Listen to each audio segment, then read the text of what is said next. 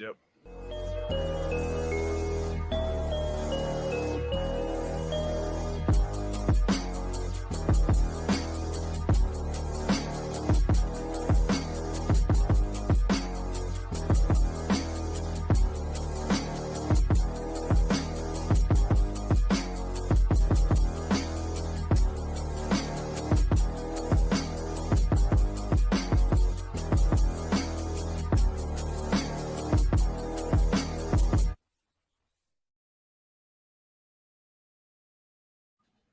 Ladies and gentlemen, this is Tony Chimmel, the GOAT of ring announcers.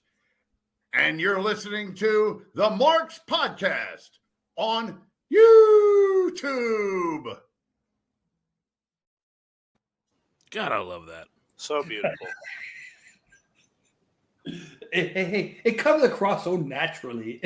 Well, and listen to that, and then listen to AEW, like where you have fucking, I don't know who the other female comment announcer they have. All right, Proto Star Kyle Fletcher. It's like, okay, Well, great, you know, great announcing. You're forgetting about the Dapper Yapper, sir. Oh, the no, dad. hold on. The guy who thinks he's Michael Buffer. Yeah, see, the best thing that guy has ever done is Jeff Hardy's announcement. I'll just leave it at Welcome that. to the Marcos Podcast. It is Sunday. My name is Dan. To my direct right is Gerard, the inside man. And today, I think the intro we're going with is the Lone Wolf, the Lone Jaharaja, Jacob Corbin McGuffin. I mean, shit. I would probably make the King gimmick work better than Baron Corbin ever did, but you know, Dude, you would be Jimmy King if you were a king in wrestling. Listen, God damn it, Jimmy King is the best wrestler. He's the bestler. Better than all the wrestler. Yeah, He'll rule ass. he'll rule that ass. Yes, exactly. So welcome to the Marks Podcast. It is Sunday. You do know what time it is. And the question I'm posing today is, do we got an injury epidemic going on, guys? I mean, shit. Well, guys, I got to start out right by saying this right now. I think I said it before, and I'm going to say it again. By cutting down on house shows, this is why injuries happen. The training of these guys, so now they only work 1 or 2 shows a week, to where before you'd work 5-6 days a week, and you had your body time to wean out all these things and stuff like that. Your body got used to the action. The injuries were down. Yeah, the time away from home was up. It's going pretty good. How you doing? But the injuries were down. And I think they need to go back to a cycle of, they need to find a way to get couple more house shows back and stop worrying about the cost, just to give these guys' bodies. That's it, because this is ridiculous. Hold on. Why didn't you tell me you stubbed your toe, wife? We have an injury epidemic, so she stubbed her toe. Which one? Which one? The pinky. The one that doesn't do nothing. We need to have a graphic like they did on SmackDown, like trips out for 2 weeks. So, no, okay. But what I'm getting at, you're right. There was something to be said about, house shows, and me being, and I hate to admit it at this point, the residential AEW fanboy here. Why is that not explaining AEW? AEW, again, Luchasaurus, granted that was my illness. Darby Allin was hurt for a bit there. John Moxley got hurt. You're working 1 day a week. Adam Cole got hurt. All these guys are getting hurt. And, it goes back to something, Gerard, that you brought up recently that really kind of resonated. And the whole reason I wanted to talk about this was they're doing all this flippy-dippy shit in AEW. They are doing things, and I guess I understand the mentality, because, hey, we're doing this shit because we're trying to put butts in seats. What butts are in seats? I was your fucking fanboy, and I didn't for the first time. I have not watched one bit of AEW at all this week because I just didn't care to. Well, and I think Jacob would understand this too, is the fact of when you work 1 day a week, how do you hone your craft? Think about it. if you went to work 1 day a week, if I went to work 1 day a week, I'd be a lot I'm going to happier. get injured. You're going to get injured. If this kid, you know, you go to work 1 day a week, you're going to get injured. Yeah. No Well, matter what profession you're in. Well, and it's just to the point of Gerard was saying, because, you know, I don't think we should get back to the schedule that they had, you know, back in the 80s and the early 90s, because they had like basically these guys working fucking it was inhumane almost. 10 days on, 3 days off. 10 days Yeah, on, 3 so days off. like, and I don't think it should necessarily go back to that, but you have guys, you know, not working as much, and there is a such thing in wrestling, you know, like they call it you know, the bump callus or something like that. You know, you get used to, you know, when you're not working and then you have to take all these bumps, you know what I'm saying? Like, and there's not as much house shows as there should be, because AEW doesn't do any house shows as far as I know. They had a thing for a little bit where they were doing some type of like something like house shows. They called it like, I don't know. They were doing something like that, but they don't have like, and there's no off season either. So I think there should be in general. Yeah, and like there should be a system, I think, where they cycle guys out, like as far as house shows go, because they have so much talent. But if you do that, Jacob, here's the thing. So a lot of your guys that are getting hurt are the guys that you see on TV every week anyway, right? Well, and Tongaloa got hurt in that match, and in the War Games match, and he didn't do anything in that match. So it's exactly my point. But my thing is like this, okay? So you could go Friday to Sunday and Saturday to Monday, okay? You could go Friday SmackDown, Monday Raw Stars, and Saturday and Sunday they work the shows together. You could do super shows on Saturdays and Sundays. What that would do is not only hone your craft, it would keep these guys fresh, keep them fresh. Now, the thing about that is it would also cut down on some costs because everybody's already in the neighborhood. Because obviously, if you're going to do that many shows, you're going to be in the same geographical area of the country. But until you go back to that, this is all you're going to see. Now, the other good part about that is, okay, a guy wants hey, I want a weekend off. Okay, see you next Saturday. That gives you 3 days. That gives you, if you're a Monday Night Raw guy, that gives you 2 days more of doing it. If you're a Friday night guy, you work Friday, Saturday, Sunday. Here's my only thing. If you're working Friday, put him in the ring against somebody who you can trust that's going to work, it's a good, solid dance partner so you can keep that guy uninjured. But the problem with that, though, I feel like you might get a situation where they tried to do the 205 live house shows, you know, where they tried to, you know, sell tickets for Akira Tozawa versus WWE Speed. Yeah, they tried to sell tickets for Akira Tozawa versus Cedric Alexander. Like I just said, but you're doing super shows, so your main guys would be there because you want to keep your main guys active. But you can change the house shows. Hey, this week we're gonna have you 10 guys go. Next week, those guys 10 off. We'll bring these other 10 guys in. But, you know, you say that, Gerard, but WWE hasn't been really the problem.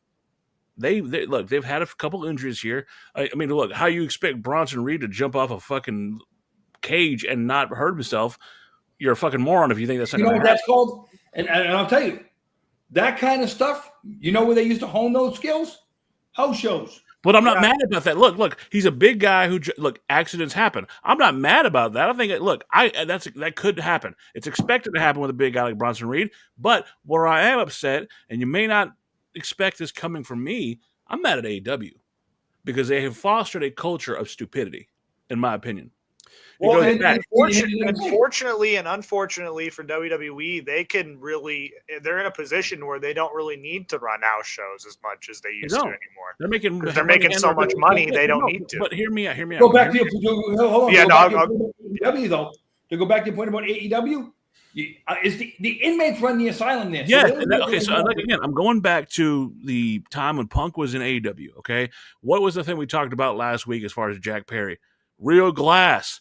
They call us marks, right? Okay. They call us marks down in the panhandle of Texas. Well, here, fucking in the real world, when a guy goes and tells somebody who's above him, I'm going to do Real Glass, you say, fine, that'll be the last match you ever fucking do. I'm trying to protect you from yourself, you dumb shit. Dan, here's the other thing about that too is, okay, and I hope you understand this. I'm 13 years older than you. That means in the wrestling business, I would have 13 more years of experience. Well, I would say it's dog years, so say you're Whoa. So what I'm saying is CM Punk, Jack Perry. CM Punk can say to Jack Perry, how long you been in the business for, kid? Oh, the piece of shit on my ass hasn't been in this business as long as you've been alive. Don't tell me how it's going to go. But see, they were trying to foster, let's hold hands. And it's the fucking hurt business, okay? It is what it is. People get hurt. You know, they used to fucking put these vignettes out when I was a kid. Bodies have been broken. People get hurt. Don't try this at home. Don't try this at home. That's the only footage you'll ever get of Draws' injury, by the way. That is probably where they should fucking go with these fucking punk little wrestlers. Show every single Darby Allin bump ever, and then just put that. Don't try this at home. Wait a minute, hold on. And you know what the commercial that came on right before or after that was? The ones where they told me not to smoke. This is your brain. This is your brain on drugs. Any question? That's how I feel when I watch AEW sometimes. Like, if you know, listen, we had a segment where John Moxley was going to pour fucking Drano down Orange Cassidy's throat. All right. Like, this is the point where we're at. And look, I'm not so upset by something like that. That's a little crazy. I'm not upset by it. I just think it's stupid. It doesn't matter. I think there's an extreme level of that. And I was watching a Paul Heyman documentary recently because I like to go back to the old rise and fall of ECW. I got to go back, and it was a cultural changing movement, right? Oh, the one that just came out on the Vault. I have seen that one, but no, yeah. I'm not talking about. I'm talking about. Let's go back to the rise and fall of ECW. Okay. Tommy Dreamer was talking about how he took cane shots to the back, talking about how they put their bodies through all this stuff because they were trying to do something different. They were trying to be extreme. So there is a time and place for that. And I go back to the Tommy Dreamer Sandman match where he got caned. It was during a time when in Singapore, a kid named Michael Fay had vandalized vehicles, and Singapore was going to cane his ass, right? And everybody was uproar. Yeah, they were going to, four fucking strikes. Tommy took about 15, whatever.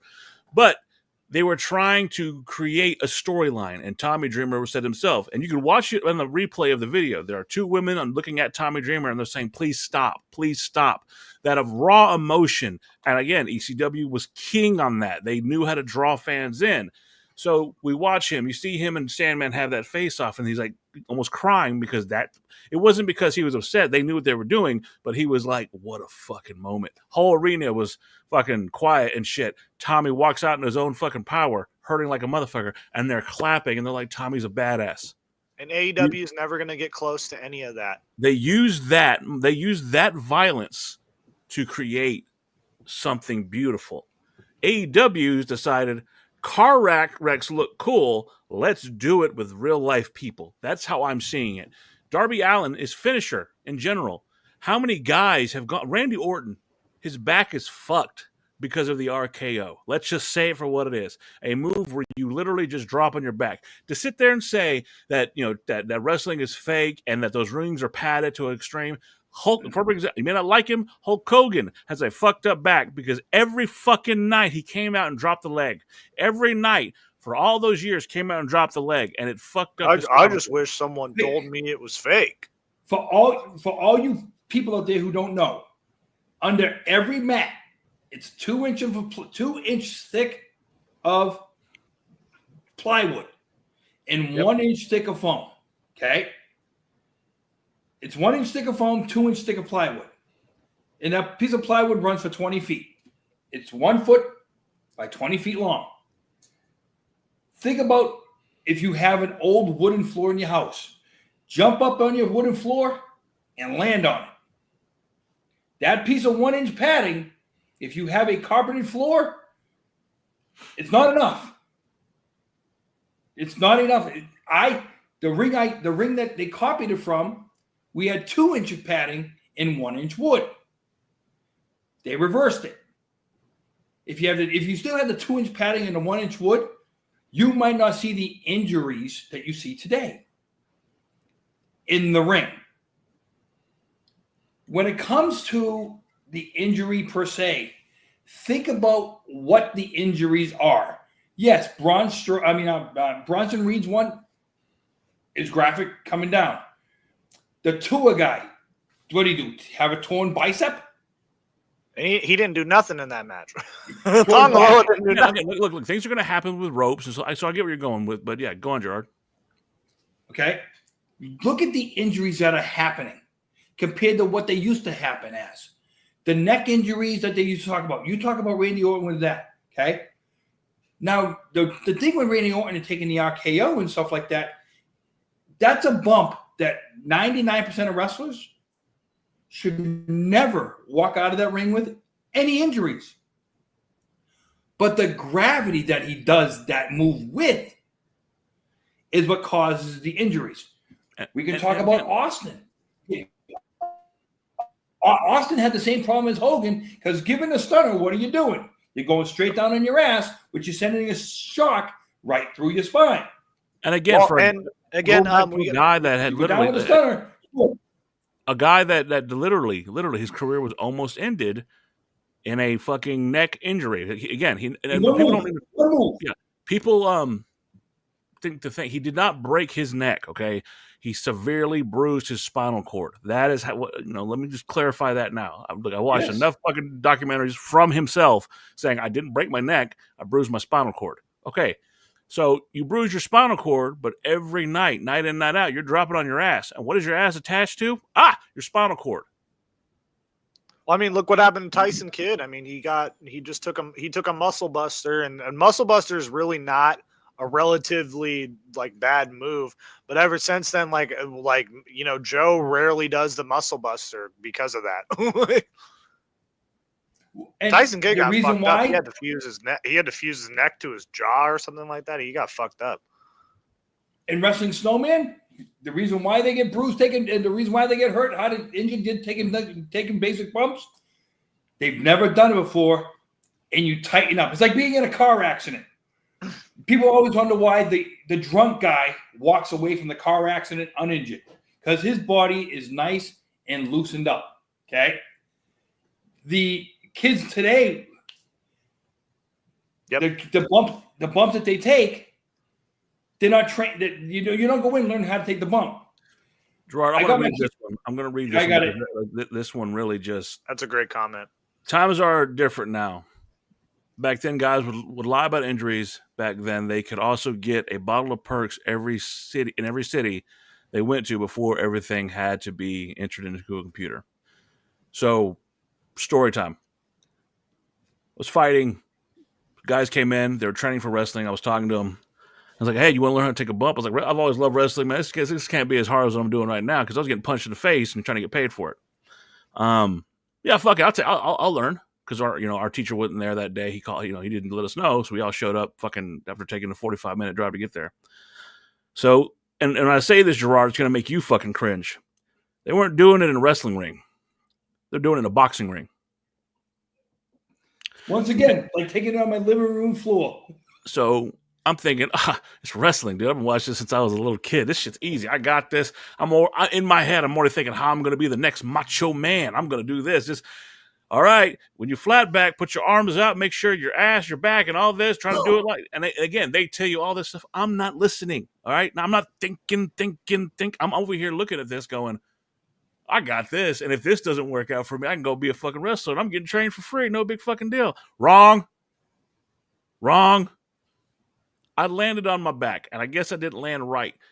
From the tip of my back to where my neck meets my back to both of my shoulder blades to my fucking ass crack, right up to the taint.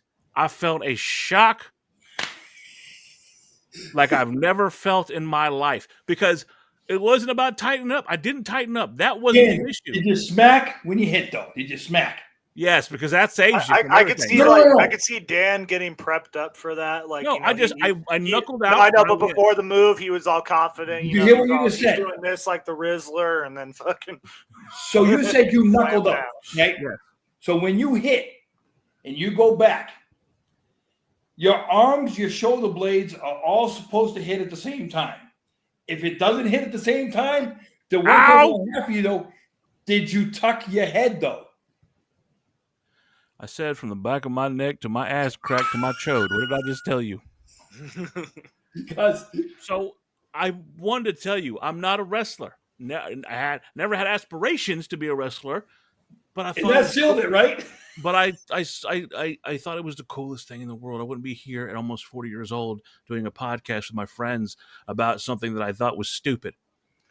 It was after that day that I had more respect for everybody that does that every night. Not for me, not for fucking Gerard, not for Cubics, but everybody. They do it to entertain you. And I want people to understand one thing, and I'm hoping that people understand this. In the course of a year, across the world, you might have 20,000 people, and mind you, that's enough people to fill up Madison Square Garden, try out to become professional wrestlers. 99% of them will quit after taking that first bump. I was stupid. I didn't quit after the first bump. Kurt Angle told a famous story. He literally wanted to quit. He took one bump and he said, "I'm out of here." And then it was just like, "Well, just finish the day," and then the rest was history. Hold on. The people who stay, and I'm going to tell you this: the people who stay are the people. I love this pain right now because you first of all to love that pain right from bump one. You can't be right in the head. Well, no, so no. I was telling to tell you, Jacob. Hold on 1 second. Oh, you're good, brother. It wasn't over because I got my bearings.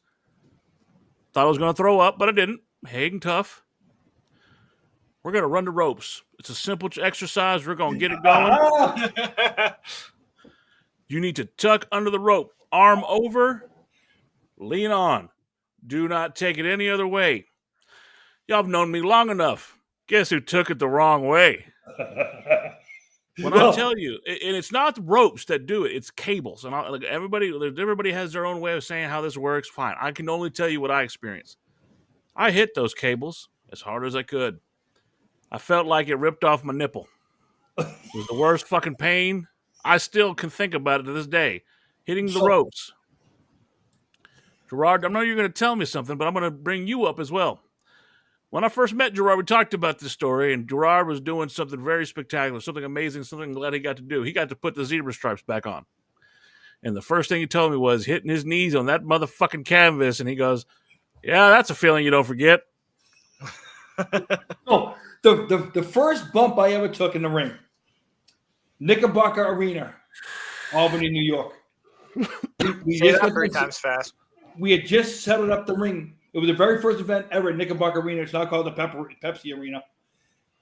And I was in the ring. And I said, I've never taken a bump. And the ring crew guys I set up the ring with, he goes, "You want to take a bump?" Yeah. He gave me a suplex.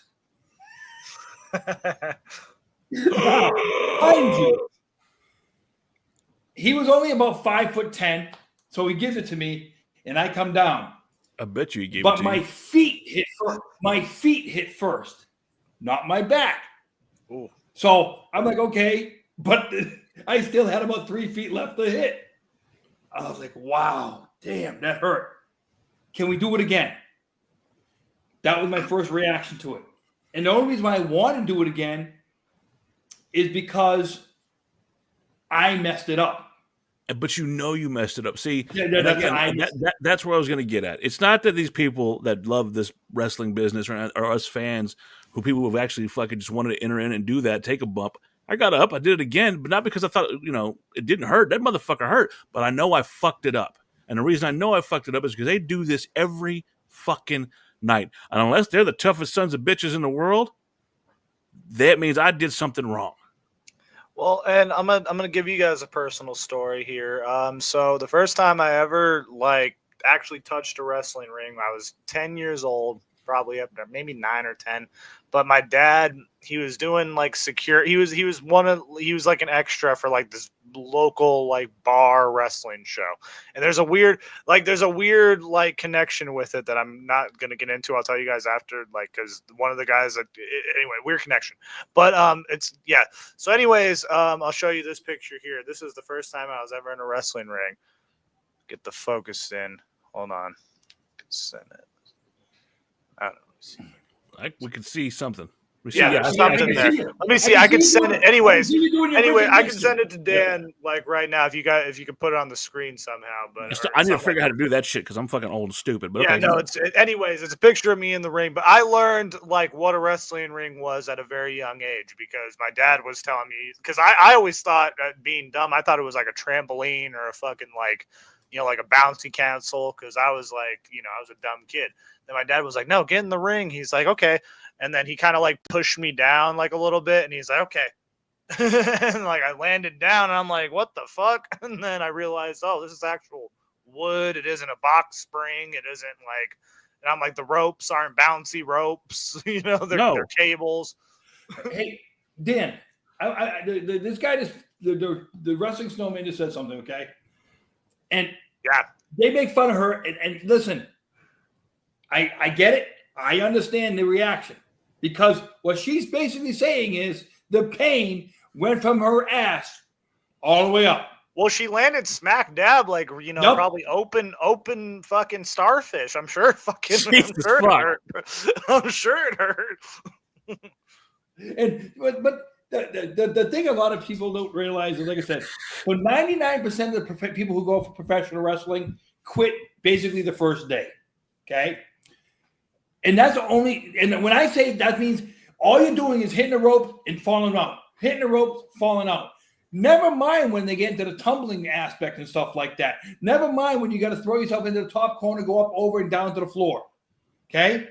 When you start doing those sprints and you got to start, you go in, get out, you fall to the floor, you get back into the ring, and you start doing it all again. You climbing the mountain, climbing the mountain, climbing the mountain. This stuff will go on for 5, 10, 15 minutes. And all this is training cardio. Can I take the bump? Can I take the bump? Can I take the bump? And it's doing it without even being touched by another person. This is all stuff they want you to do on your own.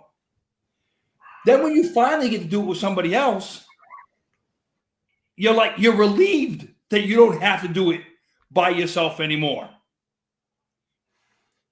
And when you see a lot of these guys, and you see a lot of the history of the guys who are proud that they never injured another wrestler in that ring, and look at the guys who claim that.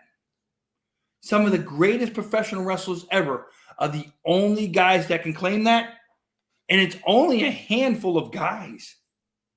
Because people want to be, it's called, in the business is called potatoing somebody when you actually hit them.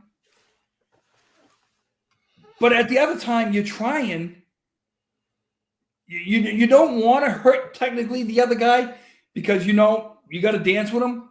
But if that other guy is costing you a paycheck, you want him out. Well, that's the way it used to be. And realistically, like there isn't really that many like examples of real like shoot fights that have happened inside the ring because a lot of the times. Like you said, if someone would potato someone, like they would potato back, especially like back in the day, like or like all these Japanese, like or if you had someone who worked, like Chris Jericho told the story that he was working in Japan one time, and like this guy was just kicking the shit out of him, and he's like, "All right, I'm gonna fight back," and then that's how. Nowadays there's nothing really like no one's gonna really step up in the ring like that anymore, unless like you're Gunther, and like even then. Well, here's the thing: is it allowed anymore, though? Yeah, that's the thing. Is to go back and give somebody their receipt in the ring allowed? Because if you give somebody, I saw Gunther versus Dom Mysterio, and that was kind of they were kind of I kind of saw shades of that. I could see Gunther kind of testing Dom, and like slapping him. How much of that was part of the show? Was any of that real? Because, like I said, to give somebody a receipt. You'll hear about it. And that's the thing. Hey, Clayton, how you doing? How's Chayton? How you doing? Chayton's in the house. Nice. Well, my wife says herself, like one of the guys who never injured anybody, Bret Hart, and his career was ended with a kick. Well, he prides himself on. Like I was about to say, one of the stupidest guys ever. Fucking Goldberg just kicked me in the head. Stupid. No work ethic. I'll give you another one. Kurt Hennig got injured the stupidest way you get injured. Think about how he got injured. He got injured because the turnbuckles weren't lined up. Top and bottom were. The middle one was off by 4 inches. So when he went in, his back twisted, end of his career. Well, and same thing like British Bulldog was another one. Guy never really hurt anyone either, and he fucking trap door. Broke his back on a trap door. That anyone associated with that family kind of gets fucked. Kurt Hennig fucking saved Chris Jericho's life. I remember, if you look at, there's a spot where Chris Jericho does like a lion salt and he like goes prematurely and Kurt Hennig fucking catches him. Same thing that happened with fucking Rey Mysterio and Logan Paul. Yeah.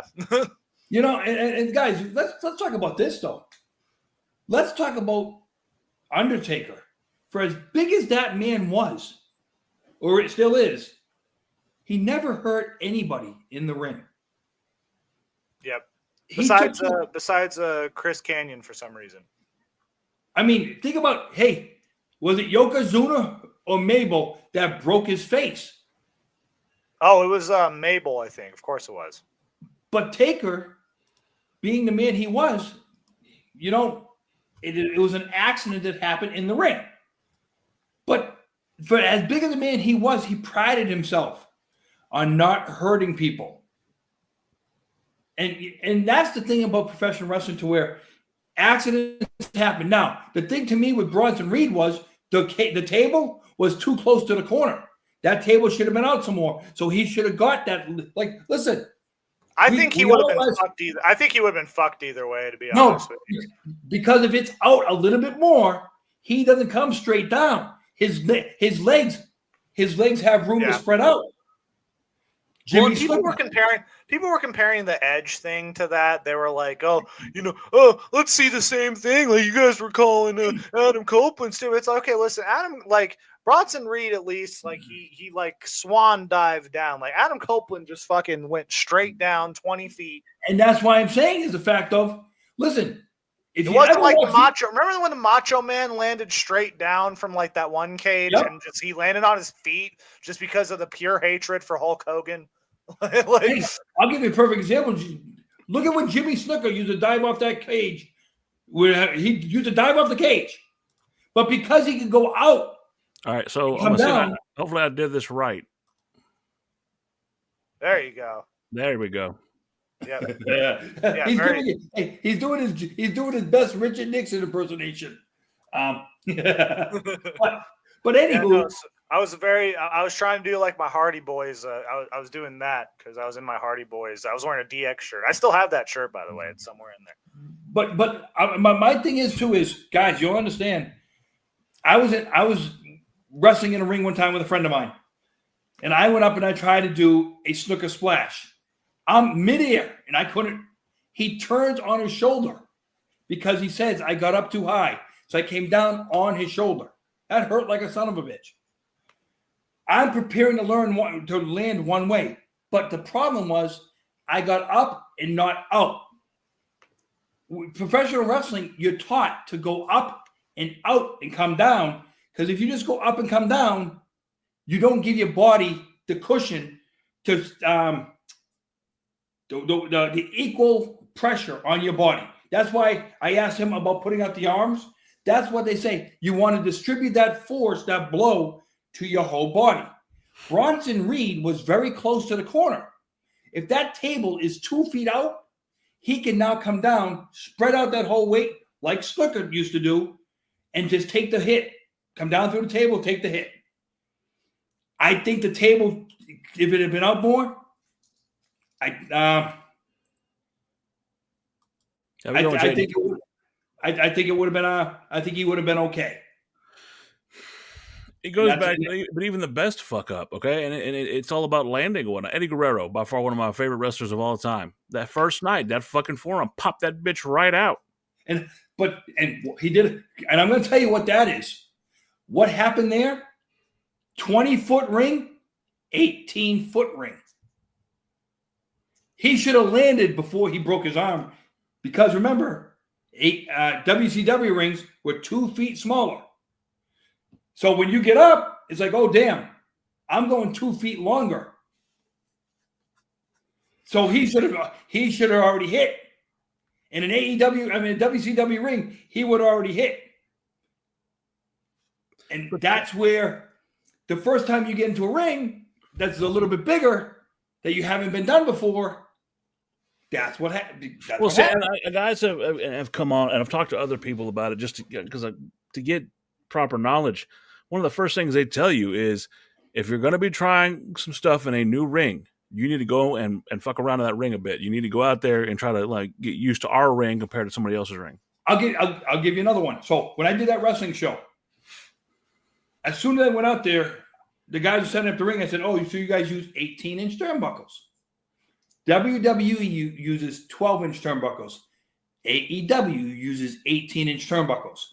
What that does is you're outside of the ring, 12 inches, 18 inches on the outside of that ring. So you're giving so in the course of the whole ring area, you're short 2 feet from one company to another company. That 2 feet on timing is huge on timing alone. So the inside of a WWE ring is an 18-foot box. AEW inside box is a 16-foot box. It just fucks you up there. Your timing, the timing that you're losing on that 2 feet is huge. So when I was talking to these guys, I said, so if you guys just change it from an 18 to a 12-inch turnbuckle, you'll gain 2 feet, and the guys that you're training will be ready the day they go to WWE. Done. Now, the funny part about that is this is the same ring Sasha Banks was trained in. Let me get it ready. Let me get it ready. And guess what? But think about it. Where'd she go first? And people claim the match she just had at the last pay-per-view was the best match she's had in 9 months in AEW. Who did she wrestle again? All right, ladies and gentlemen, it's about that time.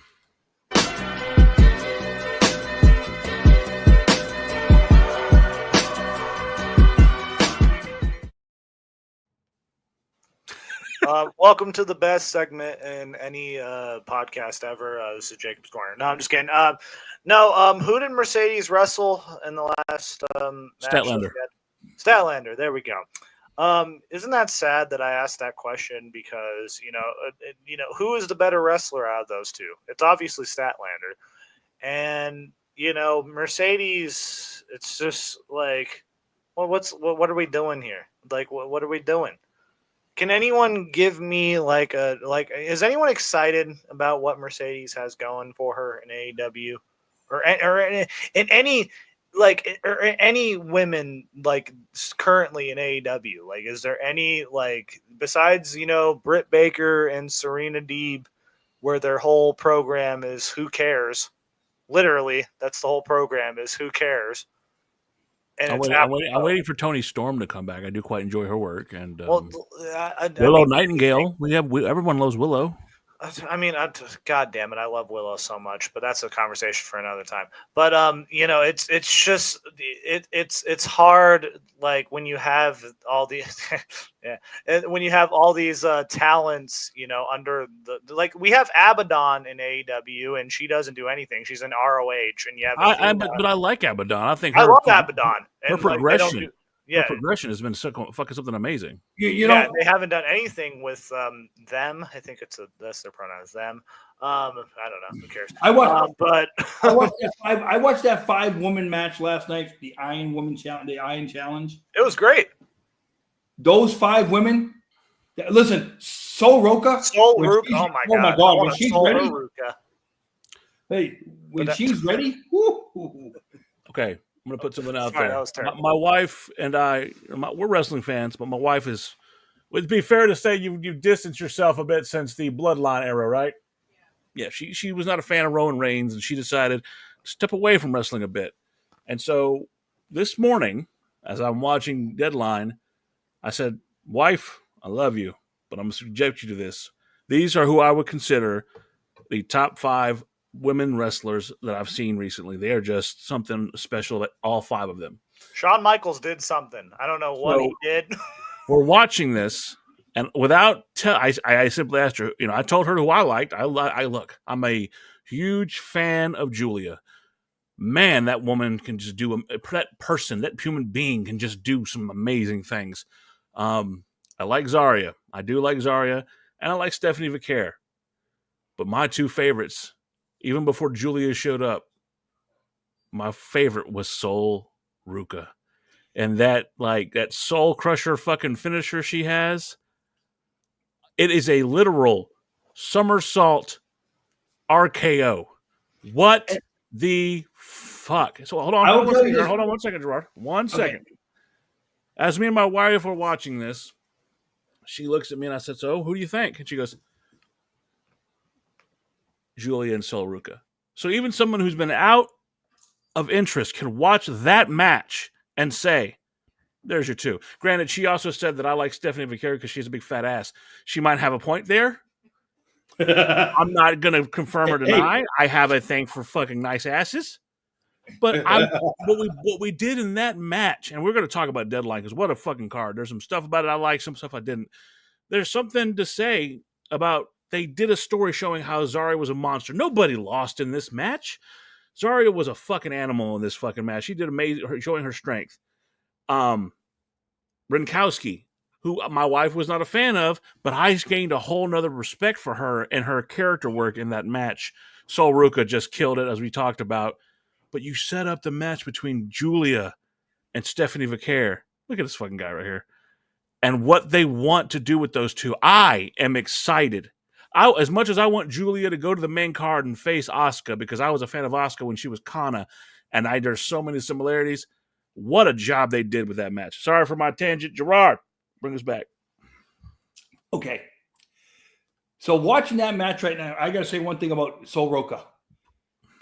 I only saw her just as the injured girl, and now that I actually got to see her, I can't wait for her to get on the main roster and face one person. Her versus Charlotte, I think right now would be money just by the way she can perform. You know, you say that, and this is what my mind went to when you said that. Her father and one of his greatest rivals of all time, the Dragon. That is a modern day Ric Flair versus Ricky the Dragon Steamboat. Print fucking money right there. You talking about Julia and Stephanie? No, we're talking about Sol Ruka versus Charlotte Flair. Oh, well, I think Charlotte and Sol Ruka. And I'm saying is the athleticism of that girl. Charlotte, remember how I told you? Simplify it. Charlotte would simplify that match and she would slow it down just like Flair used to slow down matches against a speedy guy.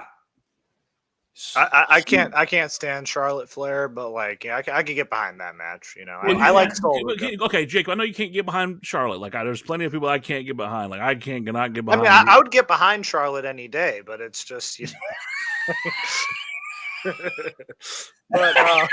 But what I'm saying is, you cannot deny the athletic abilities of Charlotte Flair. The woman can wrestle. She is of course, her father's daughter. Yeah, no, of course.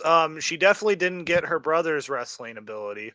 What a dick! That was a dick. Oh, okay, never mind. David Flair. David Flair. I was like, okay, David Flair. I'm used to you saying the most horrible things. That if you were to talk about Reed, I was going to be like, you sack of shit. The wrong Flair. There's the wrong coming soon to theaters. That I'm sorry. But I'm just saying it's a fact of I'm gonna direct the wrong Flair. But I'm just saying the match that I saw last night, and the one who didn't, the one who was in the cage, I'm trying to remember the name of the girl, Sinclair or something like that, where she was in the penalty box most of the match. And Ren Sinclair. I will give her credit because of how she kept going to the penalty box, and then she comes out of the penalty box, and who does she beat for her one win? Sol Ruka. So I just thought the way they did the match, the way they ended the match, I thought it was cool, and I'm glad to see none of the women actually got injured. Well, and it actually, like what you just said, it made me kind of notice Ren Sinclair, kind of made me, it was kind of her little coming out party in that sense, because I didn't really notice, Well, she's never really had like a match before this that I've seen at least. Well, think about this, Jacob. That match last night, how many women on the main roster could have had a better match? And that's the thing, like, we were talking about house shows. Bear with me here because somebody will not be outdone. I have a little something for you, Jacob, to see. A gentleman here who is near and dear to our hearts and full of crap. One, Gerard Millet's.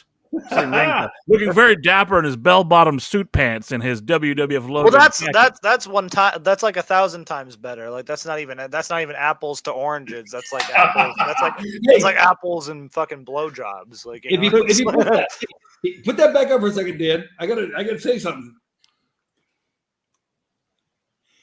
December 2nd, 1990, Honolulu, Hawaii.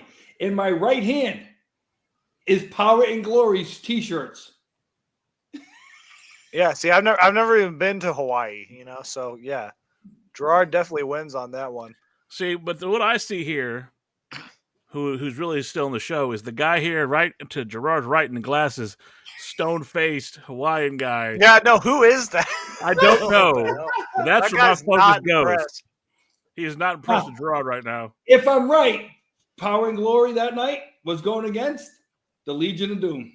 That guy's just like a low class, like working guy. He probably got the tickets for free or something, and he has to take his kids. Well, no, that building sold out. That building sold out. Oh yeah, he was just all like, "Man, my kids like building, this shit." That building was shaped like a clamshell and hot as hell. Oh, I bet. Well, what time of day was it? Probably like 8 o'clock at night. It was hot as hell. Yeah, no, especially in Hawaii. Yeah, probably humid too. Probably. Oh yeah. Yeah. But Jesus. To go back to the thing about this is, like I said, those 5 women last night. It was nice to see a 5-women match like that. Nobody walked out injured. These girls to headline the show, basically, I think it was a smart move. It was the smart move. It was the smart move to go because they were not going to have that show be headlined by Trick and Ridge Holland. I'm sorry. No. I don't care who the fuck you are. Ridge Holland sucks. Trick Williams is very green. If he's not being carried by a guy who's not named Elia, then he's not as good. Or Carmelo. You know what? Let me. I was literally before you got here, Jacob. We were talking, and we'll break down the car if you want to do that. Yeah, no, I didn't mean my dogs were fucking barking up a storm. Oh, no, you're good. You're good. But I watched that whole fucking pay-per-view. The men's Iron Survivor match was all right. I loved Obafemi being Obafemi, man. Obafemi. That dude. I'll let you get your point across, but I have a lot to say about that guy, bro. I'm not the biggest fan of Nathan Frazier, but last night I liked some Nathan Frazier. Is it Frazier or Fraser? Is it like they mispronounce it all the time? I'm gonna go with the fucking one from the really smart show from back in the night. Yeah, it's like, is it Frazier? Frazier. Then they brought it back too. It's on Paramount Plus. Hold on. It's pretty good. Was it Down Goes Frazier or Frazier Crane? I was saying Frazier Crane. Yeah, Frazier Crane. Like, yeah, no. Or Niles Crane for that, but no. Niles. But again, I thought that first match, I love the new look for Wes. I love this new serious, fuck the flippy dippy shit. It's very reminiscent for me of Triple H back in the day when he stopped being a guy who was doing crop chops and he started transitioning into that main event player. I love the new look for Wes and him trying to I like it. I like that. You know what it kind of reminded me of, and it's. I'm not trying to make this an insult because it could seem that way, but it almost kind of reminded me of like Sugar Shane Helms in WCW. No, that is not insult because That's not an insult at all. Like I kind of got that vibe when he came out. I was Gregory like, wait a minute. Helms, and he had that badass like instrumental music. Dude, I'm telling you, man, Sugar Shane Helms is fucking underrated, bro. If you look at the early stuff with him, it's I'm underrated. sorry, I didn't like the Hurricane gimmick was a Hurricane gimmick, but his best work, and it's so underrated, was when he was SmackDown's longest reigning champion as the light heavyweight champion when he was Gregory Helms. Yeah, that's kind of the vibe I was getting. I was like, why am I getting kind of? And I like that. I don't, that young guy, the young OG, not really feeling the guy, but he's got some talent. He's still fucking wet behind the ears. He's still getting his shit. I liked it, but I wasn't. Randy Orton worked with him, so there must be something to him. The fact that he got a match with Orton, and he fucked up the RKO spot. Because in the hour I got home yesterday from work, I wasn't able to watch the whole show, and all I got to watch was the Trick Williams and the ladies one. Okay, and me and Dan were talking earlier, and he's talking about Trick Williams. And to me, Jacob, let's see if you go with this one. Trick to me is a younger Booker T. The only problem is, I don't know if they know where to go with Trick because of you can't put him on the main roster. And has he run his course in next? Well, talking about Wes Lee, I think Wes Lee needs to be called up because I agree. Wes Lee, but Jacob, I'm gonna extend you a counter to what Gerard said. He said Booker T was he. I see Trick as a African American John Cena, and I'm not talking the John Cena that everybody respects and loves now. I'm talking the one that was hustle, loyalty, respect, that one that everybody hated for all those years. And it's a sad state because as much as Trick's got the body for it, Trick can wrestle. He's still green. Has he run his course though? I'm with you on that. But the thing is this, and I'm not ashamed to say, I fell asleep during the Ridge Holland Trick Williams. I literally, my wife was here with me. Listen, Ridge Holland. All right, can we just call it like it is? Ridge Holland should have been released with that last fucking budget cuts that they just had. There's nothing. There's no oomph to this guy. There's nothing about him. This is probably I shouldn't take this like I do, but I do. I haven't let go of the fact that yes, it was an accident. But we don't have Big E right now because of what happened with Ridge. And listen, okay, yeah, and listen. I have a question for you, Jacob. Do you want to go big? Of course. Yeah, that's a terrible fucking theme song. Fuck I love that theme song, by the way. It's so bad. Fuck that theme song. You don't want to go big? Well, let me ask you this, guys. That's literally what it sounds like. What's the biggest difference between Trick? Hey, what's the biggest difference between Trick and Swerve? Charisma. Well, Swerve can wrestle. Swerve can wrestle and has talent. That's the thing. Badassery. I think Trick can wrestle. Listen, I've been a fan of Swerve since 2012, and this is like when I first got in. And listen, I'm 24 years old. I'm not that old.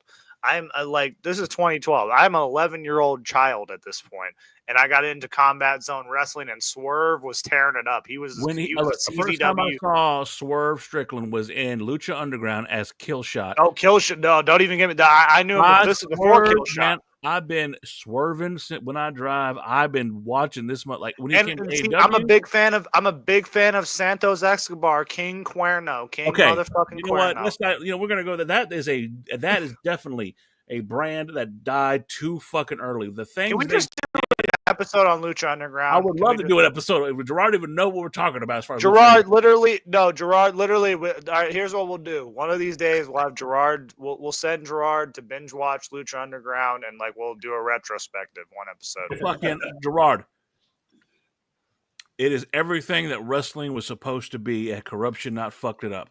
It fucked, dude. It changed. Was that the one where it changed wrestling? It really did. The course of the way wrestling is. Was Lucha Underground the one Mysterio was in when the guy died in the ring? No. That was no. This is it was produced out of California. Robert Rodriguez produced this, bro. Yeah, the director, Robert Rodriguez. Did you guys see who came out with a comment the other day? And I'm so hoping he comes back. About Umaga's kid. His name is Armando Alejandro. Estrada. I am talking to Jew. Everybody listen to me. Yes. See, the problem with that though is like no one like currently would know who that guy is, but like if they had him come out like with Jacob Fatu one night and just like I would be on board. Can you imagine getting fired from your job because you're more over than the guy that you're managing? Well, I don't doubt it because a guy got fired for being. He got fired for being more over than Umaga. No, but hey, it's Umanga. We call him Umanga around here. Umanga. The Samaran Bodaja Umanga. Now, man, Umaga was so great though. Well, here's the thing: like Umaga never got a chance to. Okay, head of their time. I have a huge fucking love for Jacob Fatu because he is everything that Umaga was trying to be. And when he becomes a babyface, yep, he is gonna blow the roof off of the business. And he has a great story too. If they really want to go down that route, he got in trouble with the law. Bonjour. Yep. Yeah, Skullduggery. When I talk to you, look, I'm going to do a little shout out here real quick. There's another show that comes on Thursday nights, and it's not all wrestling, but a majority of it is wrestling. It's called the Rant and Rave Podcast on the Brandon Martin channel. There is a wonderful group of guys, and in that chat is a man named Skullduggery. And I told Skullduggery when we started the Marks podcast that we would have someone who was up his alley, and he was allowed to speak all the French he wanted. Skullduggery, this is Gerard, the French-Canadian Nightmare, Millette. Gerard, the French-Canadian Nightmare, this is Skullduggery. I've done the introduction. I've done my job. Parlez-vous, Michel. That's all I know. But, to go back for a second, let's go back to talking about the injury part of these things, okay? What injuries have changed the business? We can go back and talk about Stone Cold's injury changing the business. Okay. Talk about that guy, Chris Benoit, that concussion protocol, changed business. Yep, changed the business. Yep. What did he do? What injury? What happened? He got injured? Benoit. I'm sure he's out there something. He's a merchant marine out in the Alaskan archipelago. If you want to think about, Cena, his injury to come back at the Royal Rumble. Cody Rhodes's. Hey, the bicep. Finn Balor, when he first won the Universal title, he what world do we have lived in? Edge. Yeah. Okay. Yep. You think about those. Okay. Daniel Bryan. I'm going to bring up one that actually changed the physical business of, okay, to why the ring announcers actually call the matches from outside the ring at the end of the event. Because if you guys all used to know, the ring announcers used to go back into the ring to announce the finish. There was an announcer who broke his ankle and he couldn't do the announcing anymore from inside the ring after the match was over. And so they said, well, you can just announce the finish outside the ring. Now it'll work. 1989. Mike came down. No more Mike. He didn't have to do it from outside the ring no more. He got inside the ring to do the announcing, came outside, never went back in, just did the finish on the match. That ring announcer's name was Mel.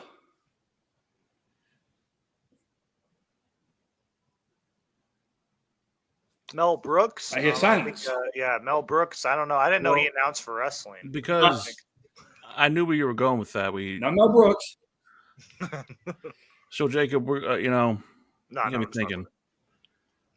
So if you've ever been on this channel, you know that me and Gerard have sat down and done an interview about a very particular topic. We're not going to go into too much detail, but Mel Phillips, was a ring announcer. And yeah, indeed, what Gerard's talking about, yeah, it changed the business forever. I'm not going to go into too much detail out of respect, but Gerard has done his best to curve a narrative that has gone on for a long time. Didn't know we were going to get into this tonight, but fuck it, we're here and we do a live show, so we're just going to fucking talk about it. In this world, in this country, I'm sorry, we fall under laws that say innocent till proven guilty. We fall under stuff that says everyone should have due process. But another content creator decided to say that he hopes that my friend here burns in hell with Mel Phillips. And that bothered me. Well, I did not know about this. Okay. Well, because, and again, it was never worth something we should talk about, but me and Gerard have talked about it, and it really bugged me because all Gerard is doing is trying to give you the other side of the story. You know, I would gladly trust the side of a man who goes to work every day for almost 40 years, who has busted his ass, paid his taxes, been an honest, hardworking member of society. I root for that every fucking day. I root for a guy who's willing to stick up for something that he believes in. And if you feel that somber change in tone, welcome to the Marks Podcast. This is where we're going to be serious for a moment. Now, I'll take the word of a man who will be honest, open, and truthful. And I'll tell you this, when I first met Gerard, it was supposed to be an interview. We talked about, I had my own thoughts on the process. I had my own thoughts of where things were going.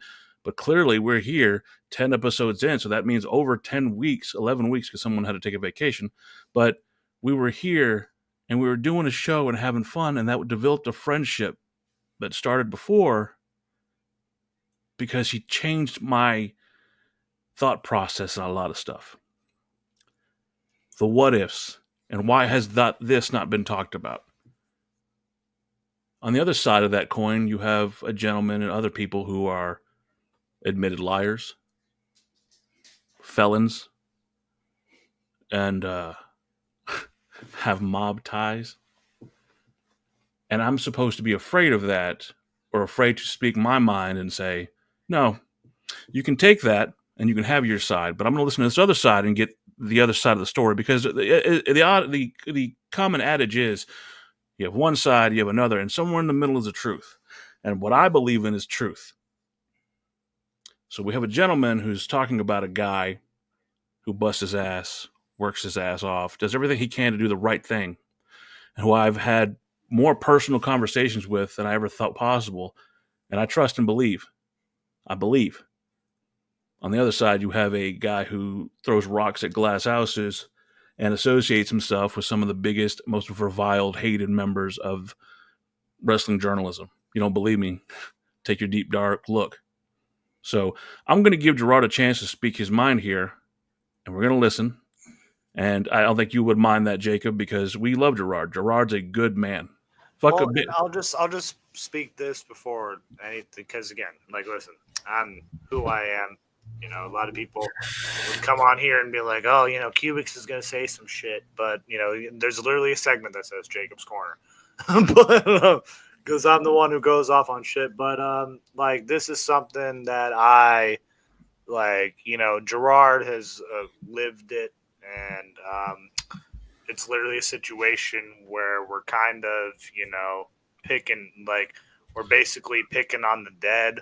And that's the way. Well, and what bothers me with all of this is that no one's ever tried to influence me to change my mind about a subject, and that's not even the fucking. Yeah, that's the thing. Like, my frustration, my issue with this is no one's told. I've never said, "Hey, I believe this," or "Hey, this is what fucking." I happened. have no ties to any of this. I just know that Gerard's a great human being that's talked to me many times, and I know that he's a cool dude that was involved in the business, and he knew a guy that this stuff allegedly happened, and that's all I know. Again, but what I'm going at is you're talking about a guy who, and Gerard, who's been nothing but honest with us, had no reason. Yeah, exactly. Stories never fucking flipped or flopped.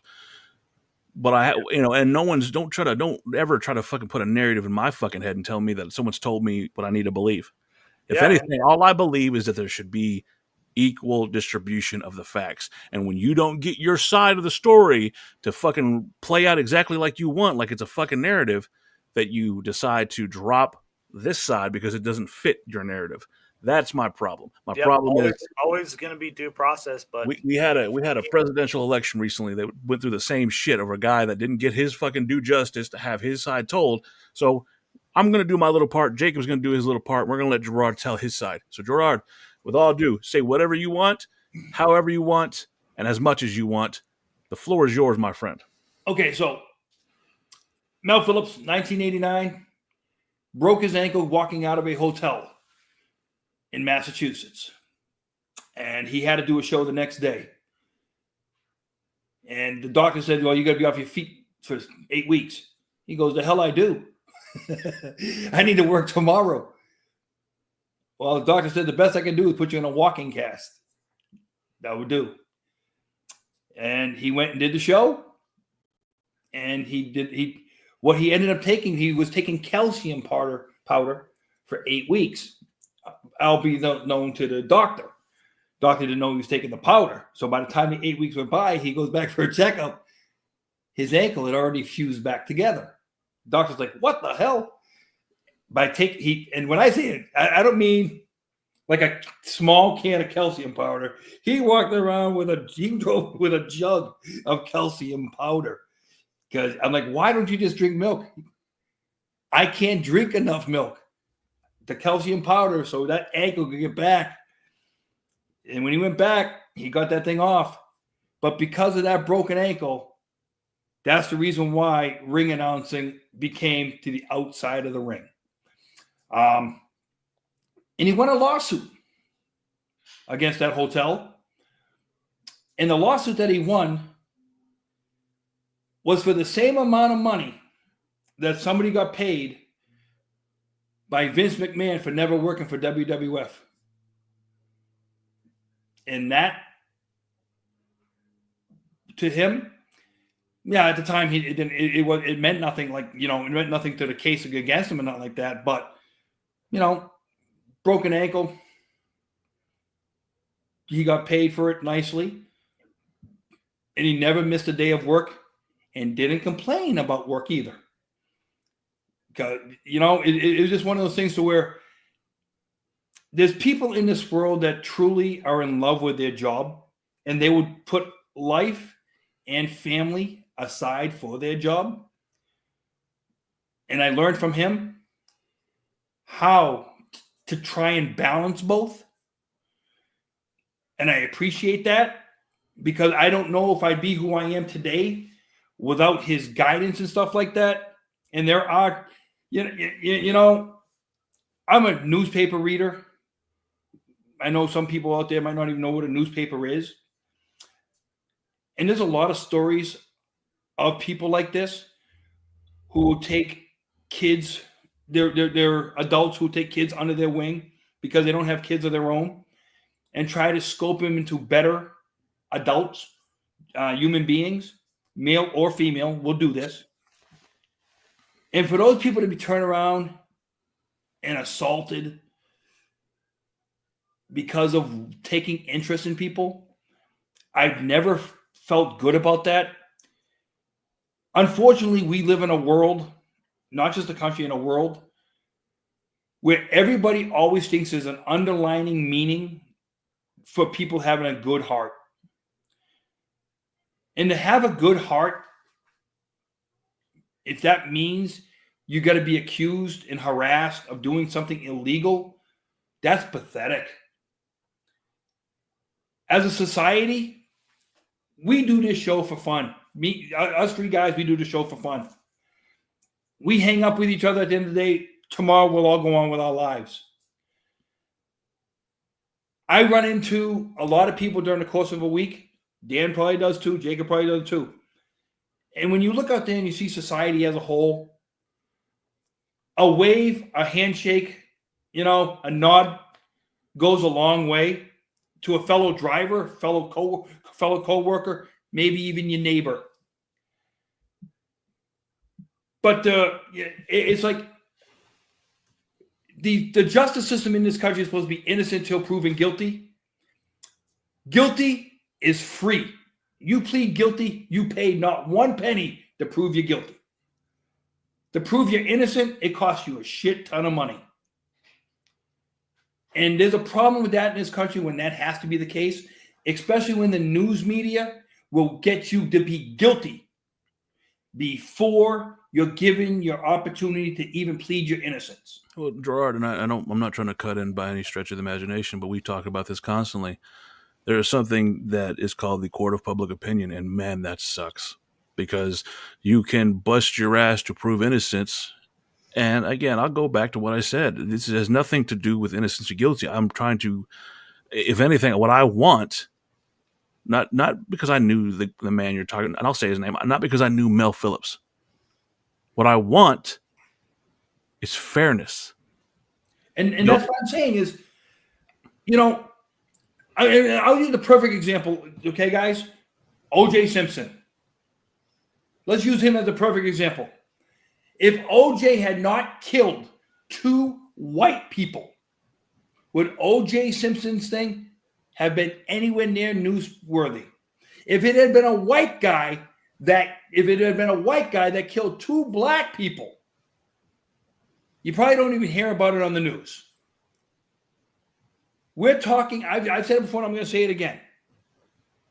If they are going after a black man and accusing him of doing stuff to white kids in the mid to late 80s, put this on the other aspect of a white man with black kids, this never makes the news.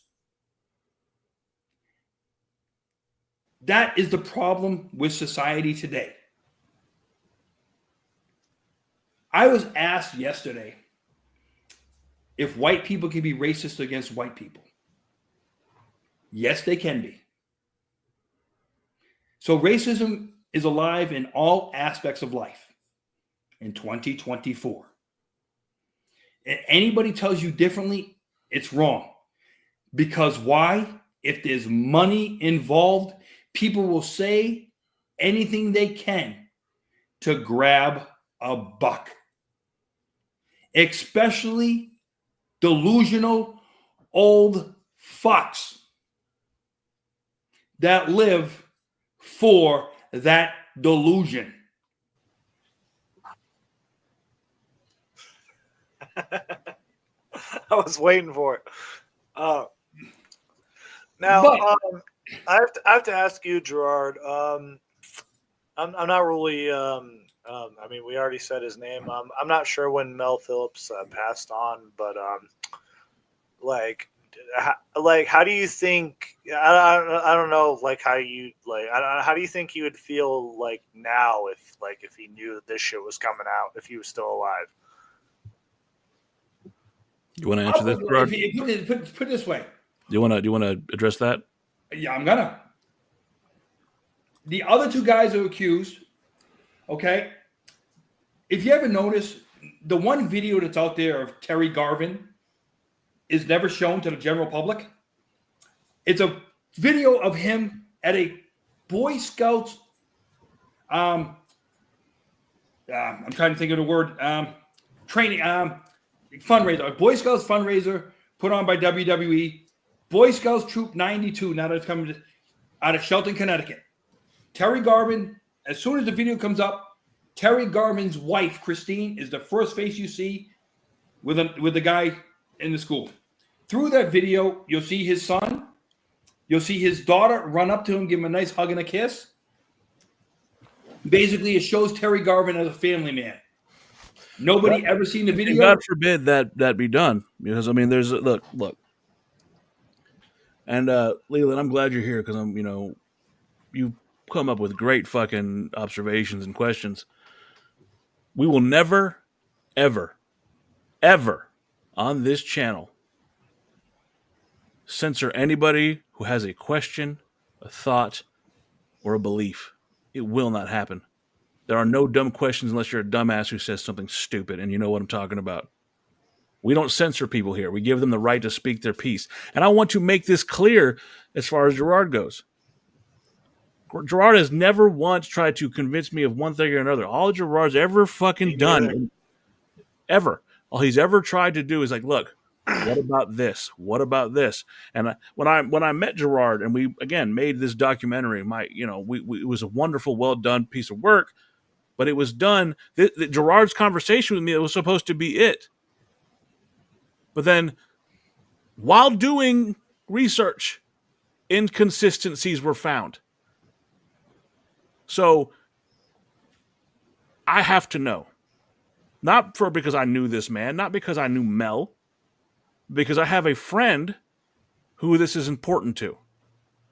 And because I want to do what's right by my friend, no different than me coming on here and saying that I have a problem with some, and I'll say my opinion, shithead deciding to say that my friend needs to burn in hell because you were outside and you had someone tell you some shit. Well, you know what? This guy here, whoever said that, I'm not privy to any information. Like I said, I am a non-factor in any of this. But this man Gerard, I'm pointing the wrong way. This man Gerard, up wherever it is up screen, yeah, he has always been great to me. And Dan reached out to me to have this podcast, and I'm privileged to be on this podcast because I'm literally with a guy who worked under Vince McMahon, essentially, and was there. I'm privileged to be on this podcast, and there's no. Would you call it the greatest experience in your life? Because I know somebody would say that about another person, but whatever. I'm not fucking. Well, hey man, hey, this is great. But no one has, everyone who's watched me. I've been on YouTube since I was 12 years old, and anyone who's ever seen me give opinions or anything like that, they'll know I don't bullshit.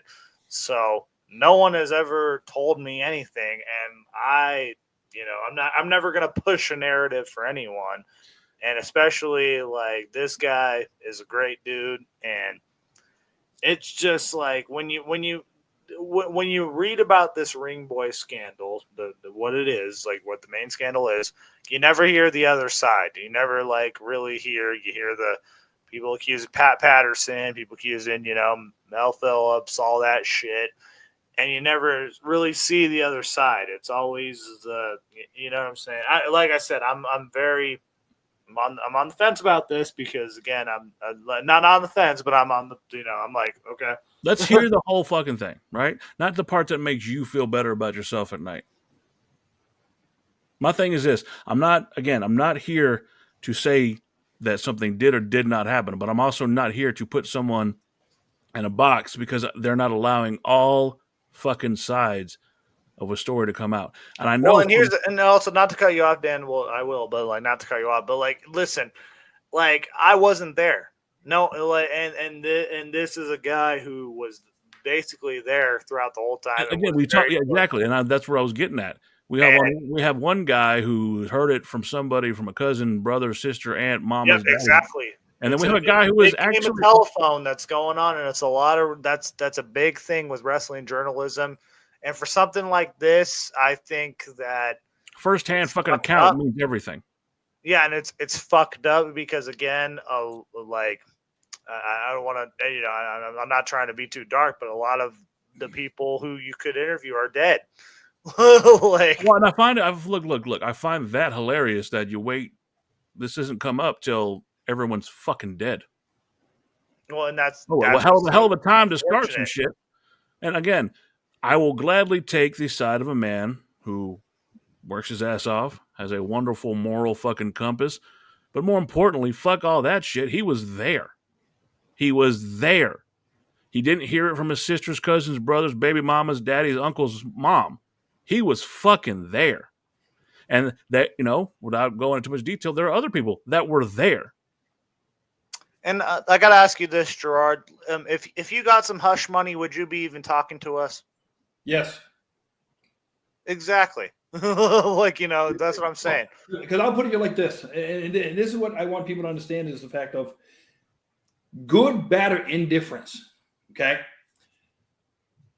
What I saw 3 people go through, and just so that people would always know, after this whole incident happened, I went to Terry Garvin's house, I went to Pat Patterson's house.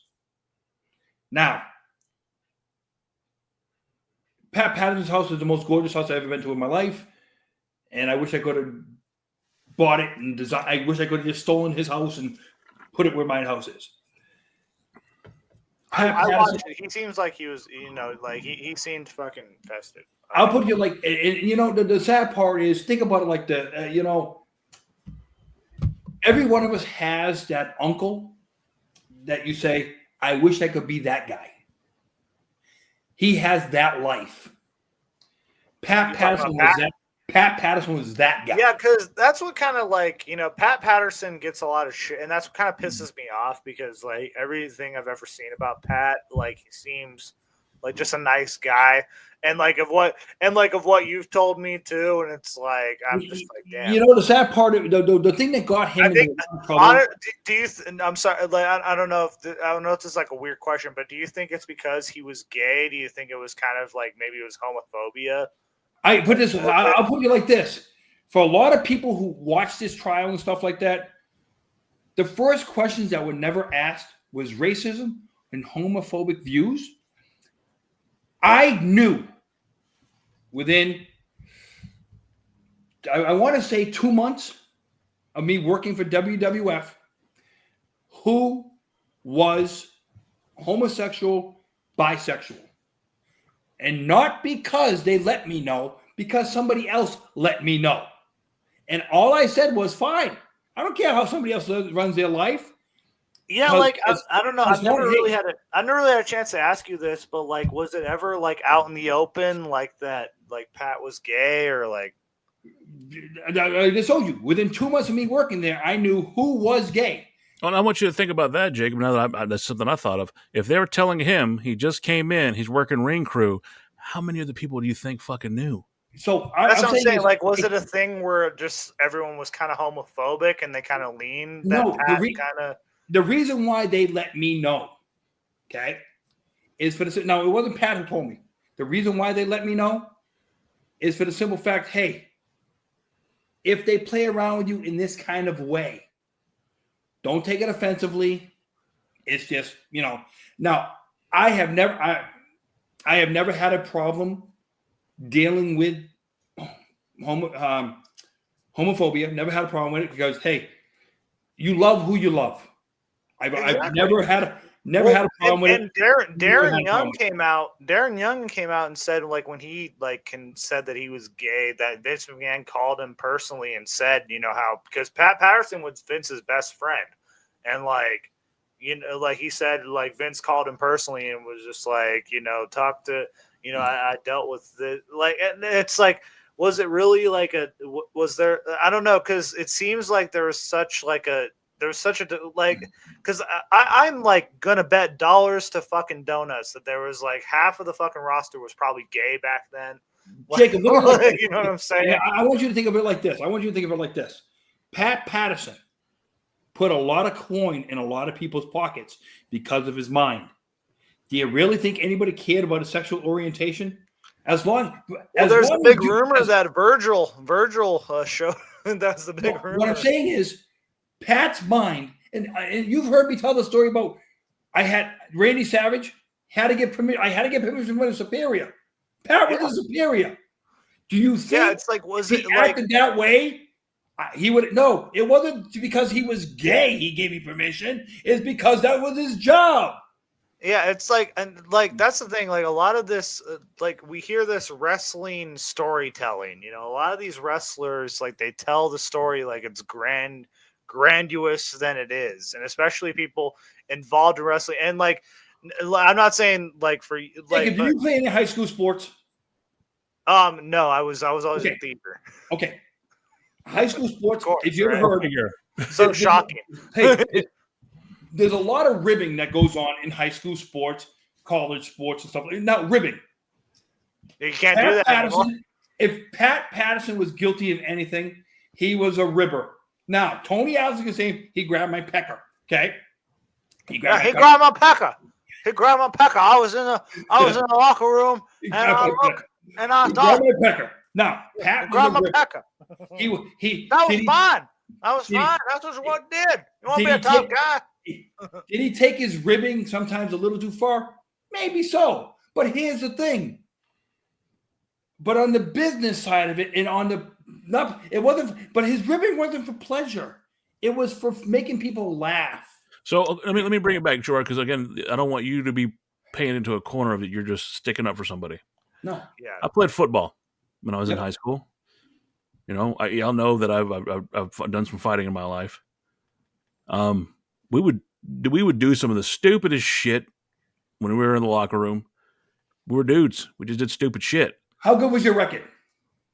I knocked the shit out of people. That was my job. No. I'm telling you, your team's record. How was it? We weren't the greatest, but if a member of your team, hey, was there any hazing going on in your team? Okay, so that's what I was getting at. Here's the thing. We live in 2024 right now, right? We're on the verge of 2025.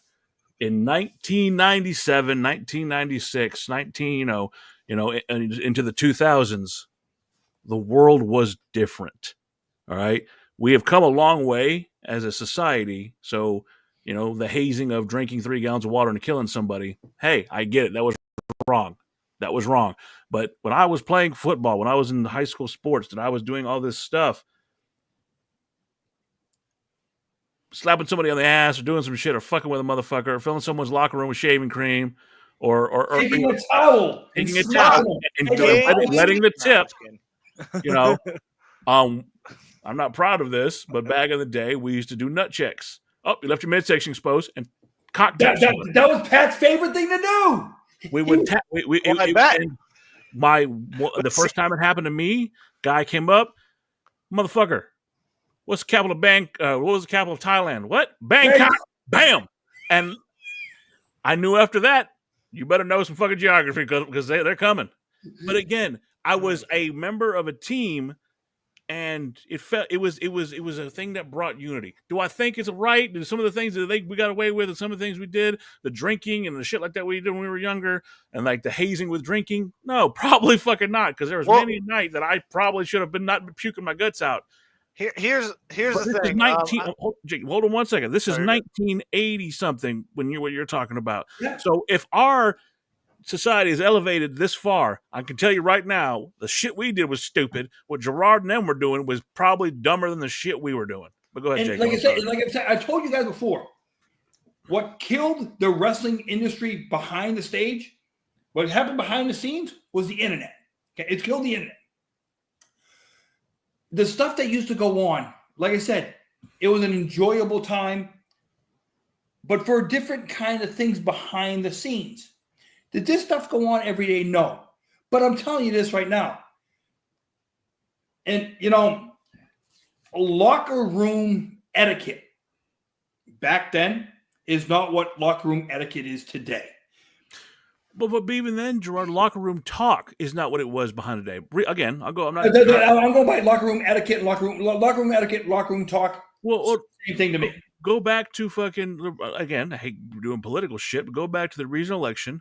Whenever he got elected originally, when Donald Trump got elected, he got in a bunch of shit because he was talking to a guy about grabbing someone.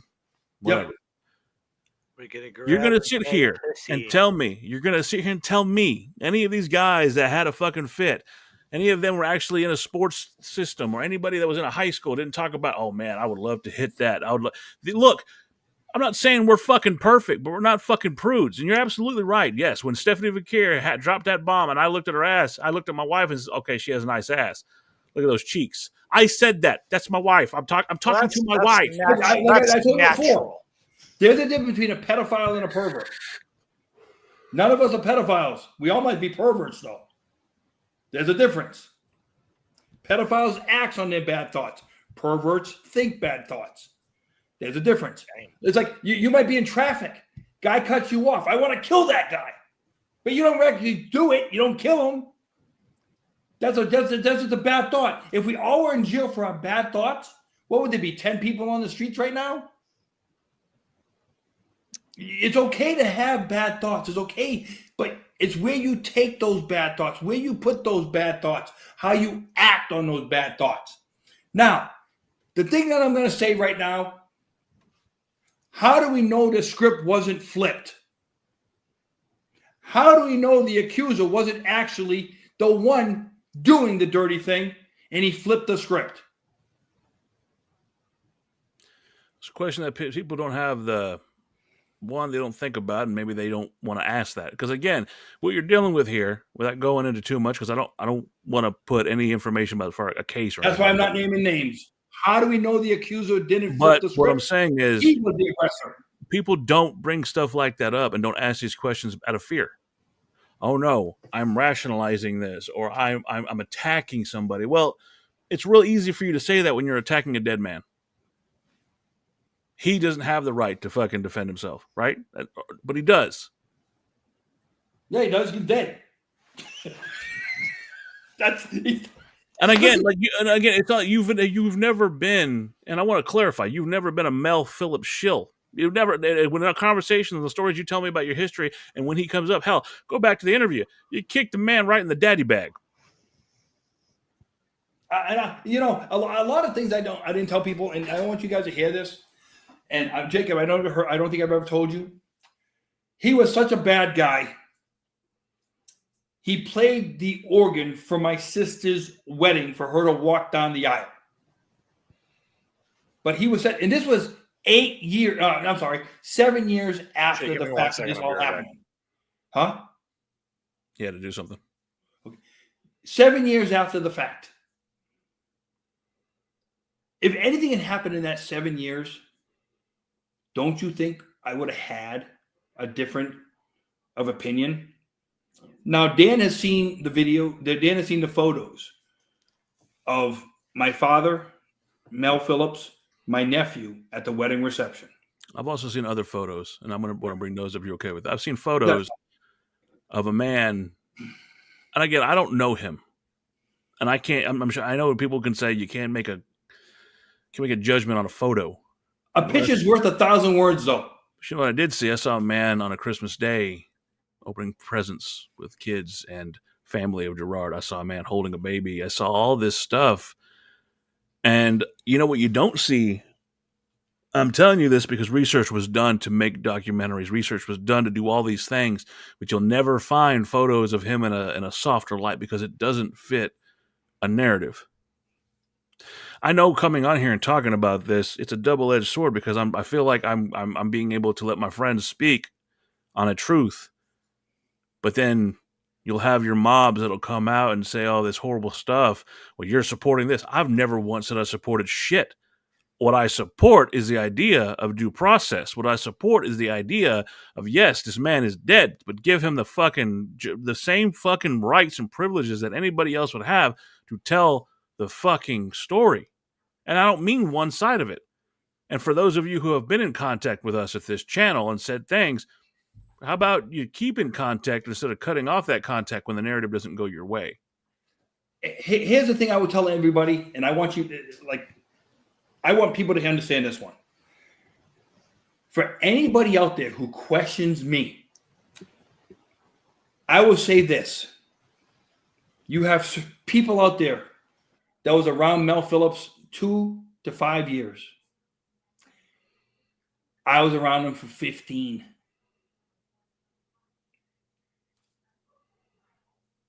Even when we had our parting of ways, once I had my son, I'd bring my son and show him my son. Well, time out. You just said that. If you ever thought that this man who's accused of all this shit was a threat to anybody, would you have ever brought your son to hold him?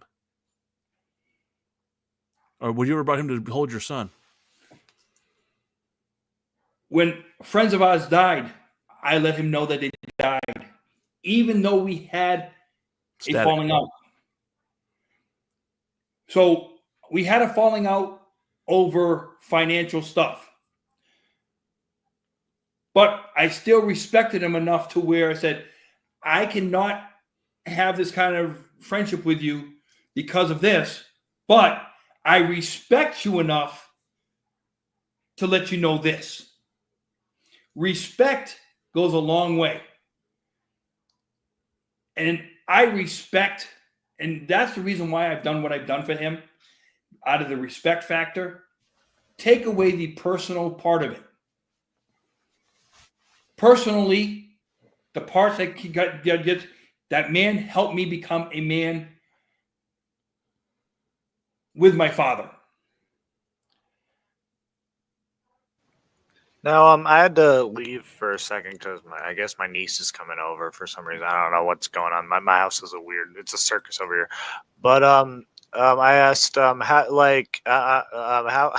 how do you think Mel would feel like if he was alive today, and if he was dealing with If this he was shit? alive today and he wasn't talking, but he could hear me talk and me defending him,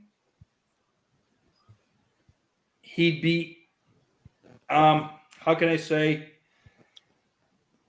happy, proud, and disappointed.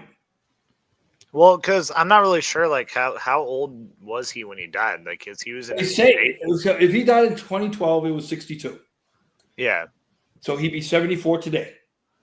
Yeah. Okay.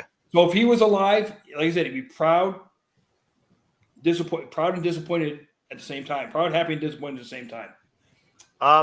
Proud and happy because I'm defending him, but disappointed that he wasn't doing it himself. When was the last time that you talked to him? July of 2002, Jimmy Miranda's funeral. For all you who don't know who Jimmy Miranda is, the Ultimate Warrior mentioned this man in his Hall of Fame acceptance speech. Jimmy Miranda was the guy who was responsible for the way merchandise is done. He said they should have a Jimmy Miranda award. Correct. Yep. But they named it the Warrior Award instead of the Jimmy Miranda Award because Jimmy Miranda took over Mel Phillips' duties when Mel Phillips got forced to resign. Jimmy Miranda became what Mel was. So he'd get to the building early, make sure everything was all set. He was the guy, put it this way, the wrestlers loved Jimmy because Jimmy would push certain guys' merchandise through the roof. If you were the top guy, your merchandise got pushed through the roof. So Jimmy made a lot of people a lot of money. So 1997 or 1998, I'm sitting in Miranda's house. He gets a phone call. He hangs up the phone from the phone call. Somebody just got their royalty check for $25 million. Steve Austin. And that's because he was responsible for pushing Steve Austin merchandise so much. So Steve wanted to call him and thank him. Well, another question I have, let's just say we're in fantasy land, like, had any of this not happened, how do you think like Mel would be like in the like? He'd still be working. Yeah, like you think he'd still be involved in the business? Well, no, I'm sorry, he wouldn't be working because COVID, just like all the other guys I used to work with, including our opening and announcer, were let go. Okay, they would have found somebody to do the deal. They would find somebody to do his job cheaper, and that's what it was. A lot of the guys at COVID got let go because they could just find somebody to do the job cheaper. Yeah, and that's the sad part because you had four guys: Tony Chimmel, Mike Chioda, Mark Yeaton, and John D'Amico. Mike Chioda. D'Amico's still there, okay? But D'Amico was the fourth man on the totem pole, where Tony Chimmel should have kept his job. As we all know, Chimmel should have kept the job. Chioda should have kept it. Yeaton should have kept it. Because they were fucking staples, and that's another thing that bothered the fuck out of me. And for people, so people don't know, Tony Chimmel has come out and said, as far as a Hall of Fame induction ceremony might go, he wants other people to go in with him if he gets that call. Which is it's much overdue. The look, you'll have him do fucking announcing at someone else's Hall of Fame, but you won't let him. You ask any again. My interaction with Tony was very brief. Very nice guy. Very much like Gerard, talking a lot of shit. You think they would mind if I shared that story, Gerard? Go right ahead. So when interacting with Tony, Gerard kept telling me, yeah, we might be able to get Tony to do the intro to the show. And I was like, really? Okay. Well, fuck, that sounds cool. I don't put too much stock in anything until it happens. I'm jaded. I'm a realist. I'm a lot of things. If you haven't noticed that by watching this show, you're watching the wrong fucking program. So Gerard says, well, texting him might probably go a long way. And I was like, all right, fine. So Gerard had sent me his number. I said, hey, I'm Dan. I work with Gerard on a podcast. Nice to meet you. Pleasure to make your acquaintance. Almost immediately, I get a response. Now, one would think Tony Chimmel seems like the nicest guy in the world and what have you. He's very social. And you see guys on TV, you build an image. And then when I saw, oh, Tony Chimmel was texting me back. So I get ready to open the message. I'm telling my wife, and I get, who the fuck is this? How the fuck did you get this number? Don't ever fucking text me again. And then says, I'm just kidding. It's super nice to meet you. But I didn't read that part to my wife. I read, don't fucking text me. And she goes, did he really fucking say that? And I said, yes. Yes, he did. Are you talking about like how you also ribbed me? You guys were like, oh yeah, no, Tony Chimmel doesn't want anything to do with this podcast. So we went on and we talked. Really nice guy. I'm on the phone with two fucking card-holding AARP members arguing about, because I in the Marks podcast, I make the artwork for the logos and whatnot, and I wanted to do something nice, so I made one for Tony Chimmel. It was what I represent as part of like the shtick of what we do. Then Gerard, I send that original picture to Gerard because I didn't fucking say that. I want you to make a goat with glasses. Fine. So in a matter of fucking 15 minutes, I'm rushing to throw something together because I don't want to disappoint the guy who's being real nice, who's actually been in the business, and his fucking friend Gerard. So I get it together, I send it to him, and there's what goes on for a good, I would say 45 minutes is me putting this together, giving him the blue tie. And at the end of it, Tony says, do I owe you anything for this? I said, no, man. Just thank you for having the conversation. That is the type of shit that I'm talking about. And that's just one story I can tell you people about Dan, hold on. And without skipping a beat, he gets on the computer. Yeah. And records our intro and outro.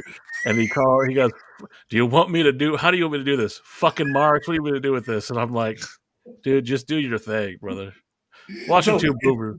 And the professional Chimmel is, so you guys know, it was all in one take. Yeah, so it literally was one take. And their collective agreement was like, hey, let's fuck with Jacob and tell him that Tony Chimmel is too good. Tony Chimmel is too good for this show. And I have to sit here like I'm talking. I'm just like, man, that sucks. It's crushing him because Tony. Okay, so and this is the way. Okay, and I'm bringing it back to what we're talking about. This kind of. I was underselling it too. I was trying to be all cool. I was like, man, that sucks, man. We just got to keep on going on, I guess. Keep on trucking. We're gonna do okay. But what kills me is that it's at that moment I had the realization. For Jacob, Tony Chimmel was the man. Like, that was his ring announcer, right? Fuck yeah. My ring announcer happened to be Howard Finkel, right? I thought Howard Finkel was the baddest motherfucker on the planet as far as ring announcers. For my man Gerard here, it was Mel Phillips. It was see, the one thing you guys, what you just said, I got to work with all three of them. But what I'm saying is, Gerard, yep. I didn't know Mel Phillips because he wasn't on TV. So when I hear you talk about him, and I'm not going to go into detail because there's a private conversation between me and him that I cherish. I watch my friend here, who's never wavered, never questioned, never told me anything that would make me manipulate me in a way to. And we've had this discussion when we started this podcast. I was like, look. Well, I want us to be this way. And he said, okay, fine, no problem. This has never been an issue for him to try to push a narrative. But I watch my friend and how passionate he is about someone who helped him become the man he is. And I felt like I can do that. This can be the platform. This can be something that can sway the narrative to a position of truth instead of a one-sided fucking ass whipping. Because it's not right. And if you sit down and think about it, when you want to hear a story, you want both sides, and we've not gotten that for 20 years, 20 fucking years. 32. We've not gotten we've not gotten everybody's side because whether it's fear or lack of information, it was a sheer fucking fluke that we found Gerard. But I am grateful every day because I get to work with Jacob.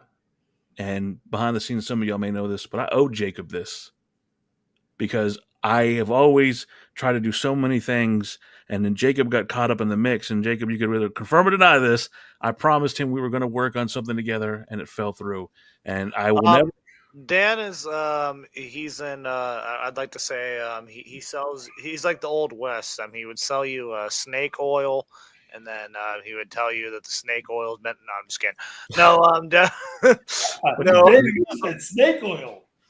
No, yeah, no, I'm just privileged to be a part of this podcast. Well, there was a moment that I felt, and it fucked with my heart. There was another issue that happened a while back, and Jacob said, it was live. Everybody heard it, and there was no running from it. Not that I would have, but Jacob said, we were supposed to do this together, and you didn't do it, and this and that. And he was so passionate. And later on, he came and apologized to me. I said, Jacob, you don't need to apologize.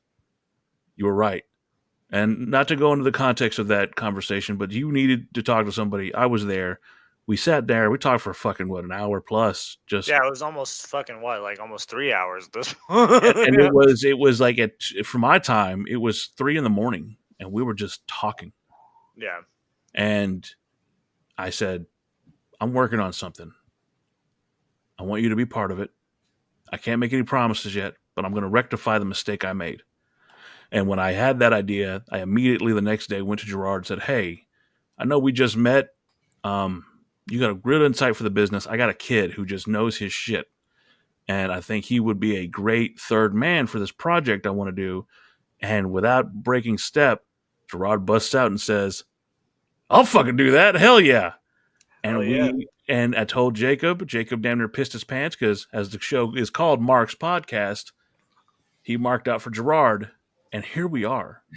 I'm glad you just mentioned that. I mean, you're bringing up the origins of this. It's making my, the episode is botched and bruised. My heart is feeling a little botched and bruised. I'm just like, shit, man. I didn't know this is the direction this show was going to take, but I'm glad. Glad it did. No, the way you just mentioned that, I want you to think about something. I want people to think about something here, okay? It's been about 10 months now since I came out with my first story. 10 months. I held it inside for 32 years. And so people understand this. After that first episode that I ever did, if somebody, I'm not going to mention any name, had come on with me that first time and challenged me on my recollection of everything that went down, I'm probably not doing this today. And the reason why I say that is because I wanted to bury the story 10 months ago. But on the online community, for some reason or another, you can be a gutless coward, not face your accusations as a man when you're accusing people of stuff. You can have your story one way and only put out your narrative that way. And I'll say this to anybody who's watching this, hears this, sees this. You got questions to ask me directly. You don't have to go to that man right there. You don't have to go to this kid down here. You can get in touch with me directly. I will not shy away from anything. I have nothing to shy away from. I don't put my problems on somebody else's back. I don't have some bulldog on a show with me calling people names who've never met you, telling you the greatest thrill, even though you've had kids, is working with that man, protecting you. Okay? I don't have that. You never asked us, Gerard, but we're I here. don't need to. You don't need to, but we're here. And I that being said, Gerard, I think you'll agree with me. To that gentleman you were speaking of, seeing we at the Marks podcast are open, honest, and straightforward, I leave you an open invitation. Me and Gerard and Jacob leave you an open invitation. In fact, Jacob and I will step out, and since you thought that I asked a lot of snowball questions, softball questions, I think the term was, you have that conversation that you promised 10 months ago. You have that sit down you had 10 months ago, but not on your platform, not on yours where you can control the narrative. I will bow out at any conversation. I was nervous even asking Gerard about Pat Patterson because I want to bring up something to you, Dan. If you go back to the night that we had our conversation, okay? Yep. You guys did your video. Somebody on that video put on you guys' site, he would have a conversation with me anytime. He did. Indeed. You have it saying he would have a conversation with me anytime he wants to have that conversation. So how long has it been, Gerard? What, August 31st was when we did our thing? Something like that. Okay. Hold on. August 1st, 31st when we did ours. When did you first show the Ring Boy thing? What weekend was that? What day was that? Because that's what it's from. What, August something? I can tell you exactly what month that was, how far back it was. And here's the thing, like, it's such a fucking, it's like Gerard, like, as far as I've known him and, like, as far as I've done this podcast, this guy has nothing to hide. I have nothing to hide. I'm not biased towards anyone. I'm, of course, this is my friend. I like to consider Gerard a friend, because we've done this podcast for fucking 10 weeks now. But 11 technically. Yeah, 11 technically. But it's there's nothing to hide. I will bow out gracefully. Like I'm not, and obviously, like, if this is a thing because, like, you want to get some clicks, all right, get some clicks out of this. Do it live, So, fuck it. What was the date? Not even that. Like, I don't have a date, but I can tell you right now that we that was done 3 months ago. The release of that video was 3 months ago. No, it was before August 31st. Hold on. Yeah, that's what it's all about for these people. Is like, okay, let's get some publicity. Well, okay, wife, I need your help. Okay. What day did the video lame. come out? Like, it's just lame at the end of the day because, because the unfortunate thing is like, Gerard's willing to have a conversation, and anything on the other side is just not, radio silence, and it's like that's the sad thing. I'm sorry. August 11th. And like, look at this like from a realistic journalistic point of view. Like, if you're really trying to, I'm glad you said journalistic. Yeah, because we never claimed to be fucking journalists, but we have journalistic integrity. Let's just role play for a little bit here. Like, we're we're gonna claim, like, let's just pretend we're Meltzer and claim that we're journalists here, and So let's just say when you're an actual journalist, you want to get your due diligence. You want to talk to both sides involved. There is any type of anything you see anything about this fucking controversy. There is no on the other side. Like, no one's talking to Gerard. Like, no one's, because it's it's fucked up. And well, I want to also put this out there. Fucking Jacob, have we ever talked about this conversation with Gerard? No, I didn't even know this was going to happen. I don't even know. I want to. I thought we were talking about how Luchasaurus. I'm talking in general, Jacob. Have we ever, as far as our conversation with Gerard, have been about wrestling, stupid shit, how tie-dye makes your eyes look beautiful in the sunlight? That's all about all we. It's always been about. Listen, the name of this podcast is Marks. We're a bunch of dudes who like to talk about wrestling for fucking fun. We don't make money off of this shit. We're not doing adverts. At some point, we might. Who knows? So here we go. August 11th, you guys released a video. Yeah. August 11th, somebody said they would have a conversation with me on the air. It is now December 9th or December 8th. I am saying again to said individual, if you got the cojones, I understand you're old, so you might not have them anymore. Okay. If you got the depends, which I know you probably have those, if you're wearing your fake teeth, okay,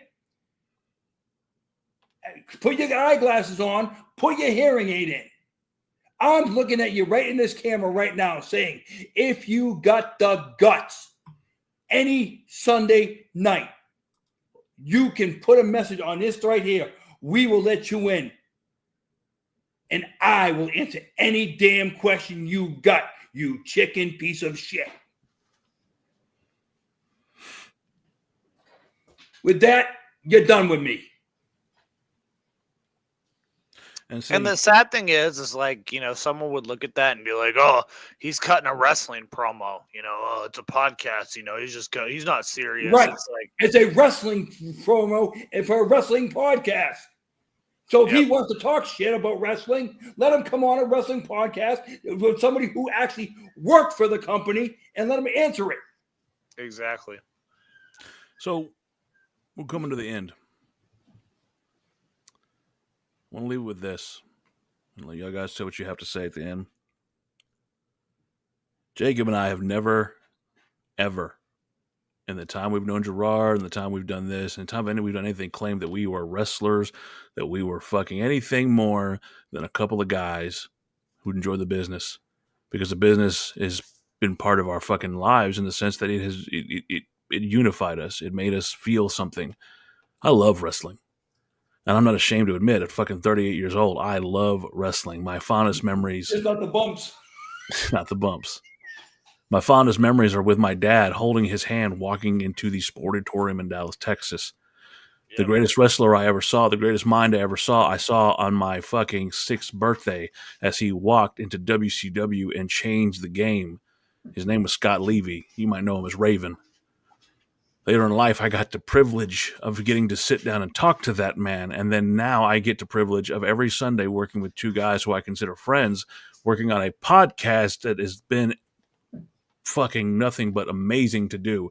And literally not feeling like a fucking idiot for having a passion for something that I never got to touch that ring that Gerard did. But I get to travel back in time with a friend who tells me these beautiful stories about X, Y, and Z. And I get to bring my little fucking friend Jacob and make right or wrong that I've carried for years and watch him blossom and grow and invest into this idea of the Marks podcast. Because we're allowed to be fucking Marks with a guy. And let's be honest, most of y'all come here because y'all love to hear the fucking anecdotal stories of Gerard and hear the side of a guy who's been here doing it for all these years. To say that the motherfucker isn't the real deal.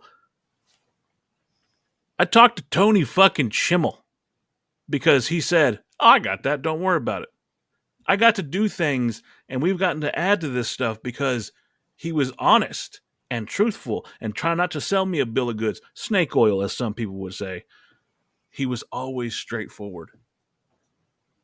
And so when I see my friend get passionate and literally speak from the heart about something that he feels so passionate about, I'm going to support him. This is not me supporting anybody else, but saying, that's my guy right there. I don't like the fact that some dickhead from the Panhandle thinks he can run his mouth about a guy who's been nothing but straightforward. And while I'm saying this, I'll go ahead and reiterate.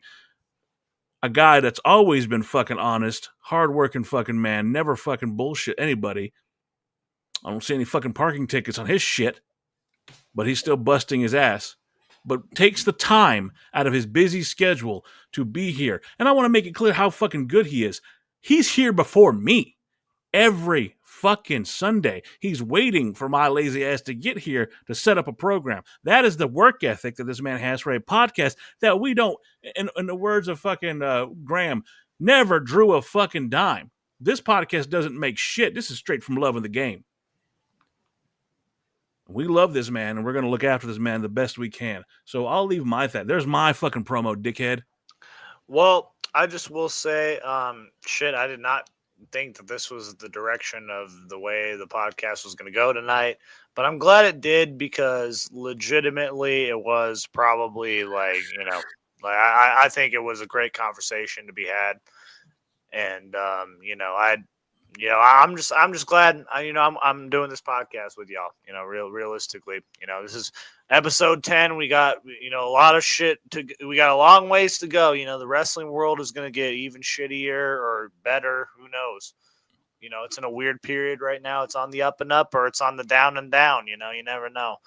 But as far as, with Gerard and this situation goes, this is a man who is, gonna keep on keeping on, and like he said, the open invitation's out there. This is a podcast for fun, and I don't want it to be turned into something that it's not, because other people can't do their due diligence and won't fucking talk to people. Gerard, you got anything else before we break out? I'm going to end you guys with this. For everybody who's watched this show for the 10 weeks, you've seen my little kid, my little nephew jump on. That little kid in 4 years has more integrity in his body than some of the online journalists in the wrestling world today. That's all I'm going to say. Well said. That being said, I'm Dan. That's the inside man, Gerard Millette. That is the modern day Jaharaja, Jacob McGovern. Hey, Tony, take us out. All of you Marks have been listening to the Marks Podcast on YouTube.